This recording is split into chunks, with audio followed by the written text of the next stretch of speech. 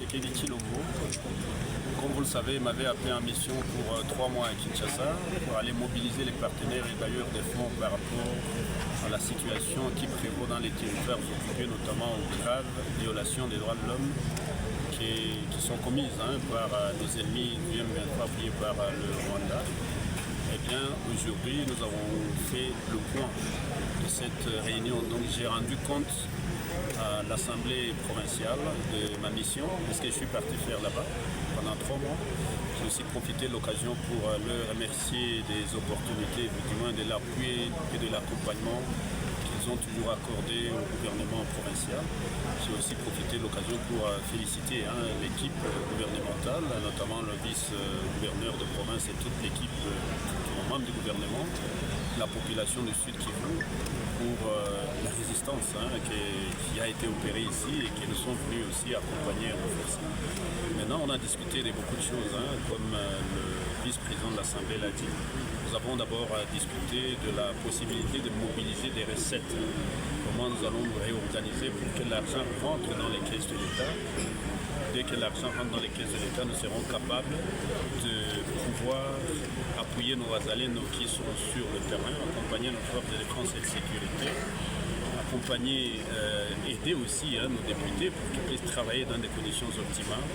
Nous allons aussi, comme le doyen l'a dit ici tout à l'heure, développer quelques projets à impact immédiat, des petits projets, c'est-à-dire les projets qui étaient développés au niveau de la province du Sud Kivu avant la guerre. Nous voulons les continuer ici dans les territoires sous contrôle de l'État, notamment Uvira, Fizi, Mwenga et Shabunda.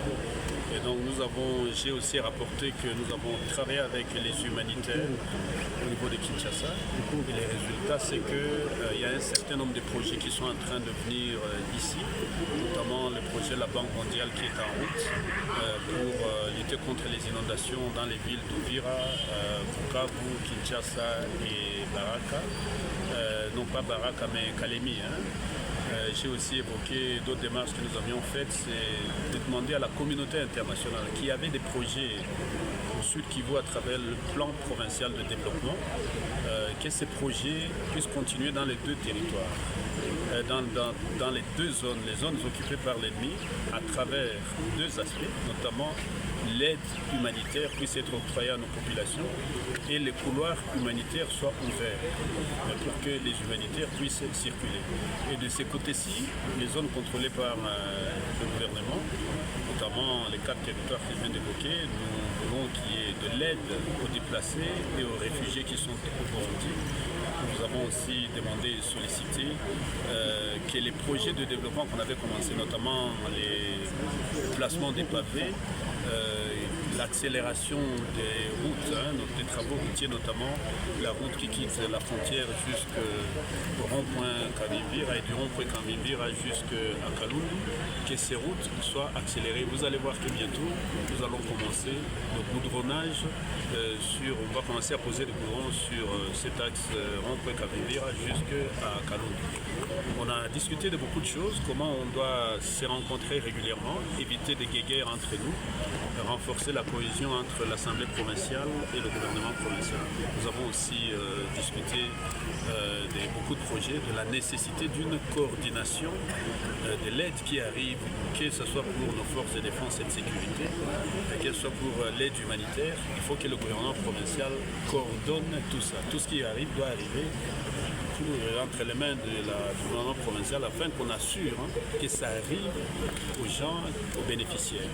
On a parlé aussi des salaires de nos populations, c'est-à-dire les travailleurs de l'État, de la fonction publique qui sont dans les territoires occupés, notamment dans les villes de Bukavu, dans les territoires de Wallonie, Calais et ainsi de suite, et ceux qui opèrent dans les zones non occupées. Nous avons expliqué que nous avons un souci avec la rétrocession qui a traîné, notamment et les recettes que l'ennemi est en train de prendre. Il faut savoir que la M23 vient de récolter, selon les chiffres officiels, 5 millions de dollars américains pour le mois qui vient de s'écouler. Cet argent, c'est l'argent qui fait partie des plans que nous avons développés. Et donc nous n'avons pas cet argent. Donc pour qu'on paye, nous avons demandé à l'État d'accélérer rapidement, de nous libérer la rétrocession, les frais de fonctionnement, mais aussi les frais par la rétrocession, les fonctionnements, mais les frais d'investissement. Quand on aura ça, nous allons dégager un peu pour distribuer à nos frères et sœurs. Maintenant, pour les fonctionnaires qui ont joint le M23, nous avons des chefs des divisions, des chefs des bureaux, des gens qui ont collaboré avec l'ennemi et qui ont été enrôlés par le M23. Ces gens, nous avons pris toute une série de mesures qui consistent notamment à les sortir, à récupérer ces numéros matricules et à les donner à d'autres gens. Et pas continuer à payer les gens qui travaillent avec l'ennemi et pour l'ennemi.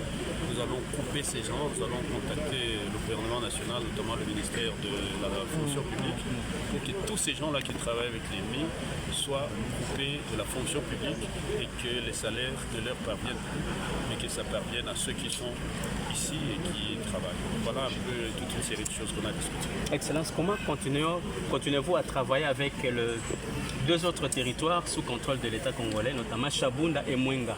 Parce que les gens ont l'impression que tout s'arrête à Uvira. Uvira continue à peser, à prendre tout le poids des recettes de l'État, mais aussi des investissements de l'État, alors que les autres sont dans les oubliettes. Non, nous allons rapidement effectuer des itinérances pour Fizi, Mwenga, Chabunda, ici à Uvira encore une fois. Donc ça, c'est les gens qui racontent ça. Je sais que c'est difficile, la situation que vivent nos populations à cause des conséquences de la guerre qui nous est imposée par le mandat via le M23. Mais je voulais rassurer d'abord nos populations que le président de la République, Félix Antoine Tshisekedi Tshilombo, est en train de faire tout ce qu'il peut pour que la paix revienne très rapidement. Et comme je l'ai déjà dit, très rapidement nous allons retourner à Bukavu. Nous allons récupérer tous les territoires, que ce soit par la diplomatie sous-régionale et internationale. Le président y travaille, bientôt vous allez voir.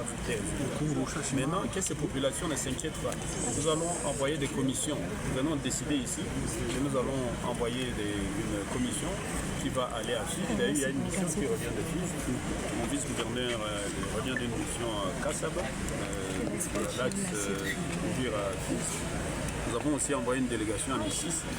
Nous allons l'envoyer à Chabunda aussi, notre délégation. Nous allons construire une sorte de mini IGF, l'inspection générale des finances, pour nous aider à collecter les taxes dans ces territoires, parce que nous savons que l'or et les ressources minières qui sont collectées dans les territoires occupés passent maintenant par Kalemi, par Kingo, et ne parviennent pas ici. Et ça, c'est beaucoup d'argent qui nous perd.